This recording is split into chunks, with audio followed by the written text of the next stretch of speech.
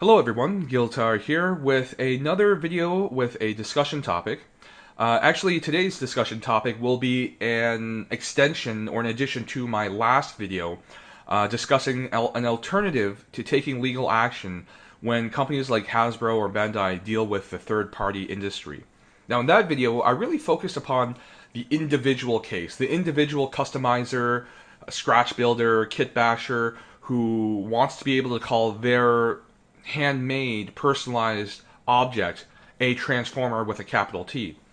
By having something like a license subscription, they're able to do that. And in addition to the incentive example I mentioned in the last video of a 3D modeled emblem of faction logos that could be used for your custom work, there can be other things that are incentives. The friend I mentioned in the last video where I discussed this matter about, he mentioned why not Hasbro offering sort of stock 3D models of head sculpts that people could use for their Transformers toys that they make, and I think that's a great idea, especially if you want a troop build and make an army of drones or something similar, or something like your own Seekers, so to speak. If you have a stock 3D head sculpt that you can use in 3D printing devices, again, that's another incentive point for such a subscription program.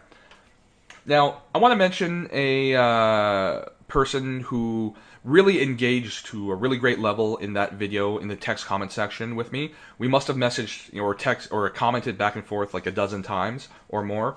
The username is Max Dover Cross. I just want to say I appreciate your engagement with the discussion, and thank you very much for it. And I just wanted to shout that out to him and let him know that I do appreciate that interaction. He and other people raised some great points about issues with liability. I mean, even if you were to put in the license agreement contract that the products that you create, or the objects rather you create for personal use, it's not a Hasbro or Takara Tomy product. You are simply allowed to call it a Transformer. Even if you go to the nth degree in sort of legal definition and qualification in the contract agreement, people can still take you to court, and at the very least make you spend some money on legal counsel and make you spend time away from the business in court, and also affect you publicly by bringing such a situation into the media. Even if Hasbro were to win, in which they most likely would in these cases, it just basically is a drain on resources in both time and money, and again, public relations. So to sort of offset that, and actually before I talk about offsetting that, in addition to that, people are also talking about how this could be applied, this licensing subscription type of deal could be applied to third-party companies in general. I didn't have an answer for that right away. However, over the last day or so, I've been thinking about it, and one thing that came to my mind is how the Tokyo Wonder Festival handles the sale of unofficial products.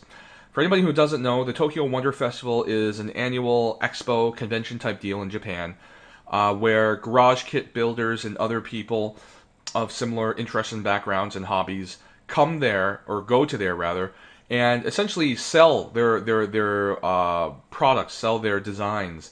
And one example that I thought of was a little operation called Jizai Toys, who to date I believe have made a sort of unofficial version of Generations 1 Cup, or not Cup, not Springer, Wheelie, Generation 1 Cyclonus, and Generation 1 Power Glide. And they've been sold, I believe, at Wonderfest, due to the way that Takara Tomy has offered them for purchase a one-day license or a limited time license to sell unofficial products without any fear of legal reprisal. I believe Jizai Toys also has in plans Generation 1 Octane, Generation 1 Ironhide, just for your information. But that's one example where I can think of where a company like Takara Tomy has basically said, okay, if you want to sell these things you've made, here you go. It comes at a price, and it's only limited time, but here you go. You can sell this now, and we're not going to take you to court. We're not going to shut you down because you've done something behind our back. I think the same thing could be, or the same approach could be used for the third-party industry overall. to a much greater extent. My proposal, my idea is Hasbro and Takara Tomy could offer a limited time license to sell unofficial products at specifically at conventions that happen throughout the year.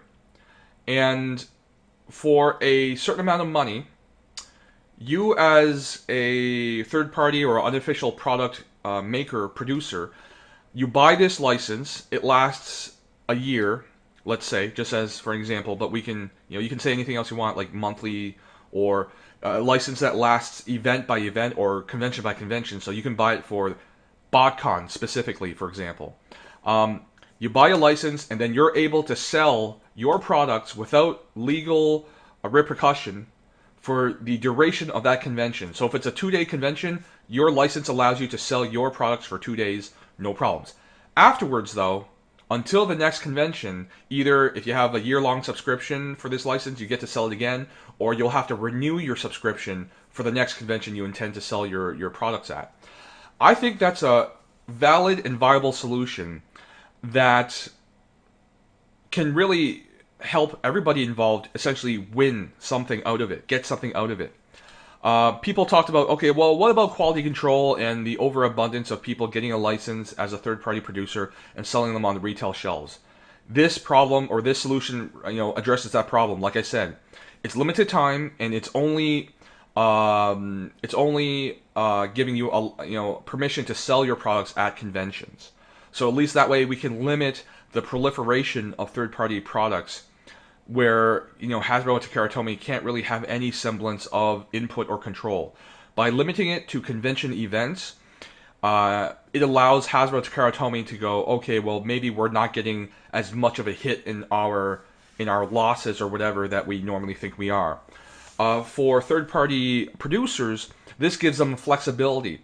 I know normally third-party people can sell to vendors like online retailers and have year-long, 24-hour-a-day, 365-day sales. But the fact of the matter is, if you want to totally avoid legal ramification for what you're doing, by using a hypothetical example like this, where a subscription allows you to legitimately sell during specific times and specific locations, at least it gives you something to work with. And that would go a long way, in my opinion, towards smoothing out the relationship between the companies of Hasbro, Takara Tomy, with the third-party industry. I think right now there's an underlying tension at times. I think overall, as a company, as a corporate entity, definitely Hasbro and Takara Tomy don't like infringement or use of intellectual property. To whatever degree, that's arguable, but to whatever degree, they're like, this is our stuff. We don't like it when other people make money off of it. And that's understandable. But like I said, by implementing a subscription licensing fee program to allow third-party producers to actually have legal transactions at certain times, I think, again, everybody wins. The fact of the matter is, the third-party industry is here to stay. And when it goes away, it won't be because of any decision made by Takara Tomy or Hasbro. They have no power over the third-party industry.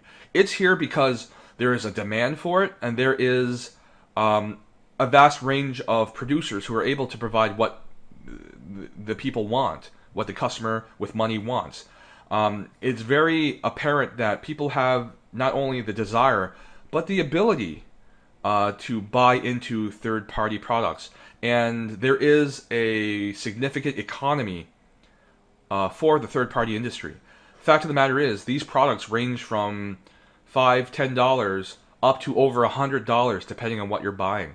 And often these things that have production runs of hundreds, maybe to a few thousand or more, 10,000, something like that, they often sell out on the first production run. That tells me that there's a lot of money to be had. And so Takara Tomy and Hasbro, while they can't control the third-party industry and they can't control that economy, they can take advantage of it and utilize it and recoup some losses that they could be perceived to be making or incurring because of the third-party industry's existence. At least in this way, they're minimizing losses, they're reducing losses, and actually being able to make some revenue out of something that, for all intents and purposes, they can't have a say in. So Hasbro and Takara Tomy, they win. They get something out of this. and they don't really lose anything that they haven't already been sort of losing, so to speak. The third-party producers, what they get out of it is legal, sanctioned, official sales ability during conventions all across the world throughout the year, no matter what, as long as they purchase that subscription or that licensing contract, whether it's for a single event or multiple events or all events throughout the year. They get legitimate ability to sell. They don't have to worry about someday lawyers coming to the door and taking them to court and serving them up, right? That's what the third party production people get out of this, is that they have an option for problem-free sales of their products. The fans, the collectors, what do they get out of it? The same thing as the third-party production companies. They have the ability to buy things that there is no legal problems. And I'm not saying that the individual has worry of Hasbro coming to their doorstep and suing them, but rather, ever since the third-party industry took off on forums online, there have been continuous discussion about the legality, the morality, the ethics of such a thing. And often it divides the fan community, unfortunately. By having a subscription program to allow sanctioned sales of these products, I think it would go again a long way to mending some of the rifts that have been created in the fan community online, and help people sort of, instead of being divisive and antagonistic, it'll help them come together and enjoy this thing that we call Transformers and everything else related. Finally, and I think extremely importantly, the convention holders benefit from this, but because if such a subscription program were available, I'm pretty sure that it could help draw even more people to conventions. Now, for the large conventions like BotCon, you really don't have a concern with populating your convention and getting people there, getting people's butts in the seats, and essentially paying off all the costs for operating, managing, and holding such an event. But for the smaller sort of local conventions that don't draw as many people, having something like this where sales of third-party products can be sanctioned and illegal, when that happens, it could bring more people to those conventions, because perhaps you'll see more third-party products being sold at these conventions. And in turn, you'll have people who are like, I can't afford to buy third-party products and other things normally, but maybe I can get a deal at a convention, as you normally can. At conventions, you can often get deals.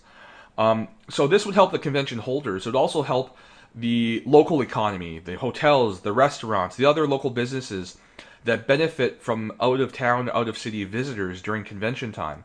So, they would benefit. So overall, I think, again, some sort of limited time or limited time frame and location licensing agreement that third-party manufacturers could purchase would really be, I think, a fascinating and, again, valid and viable solution to consider for Hasbro and Takara Tomy to implement, because, again, everybody wins in this scenario.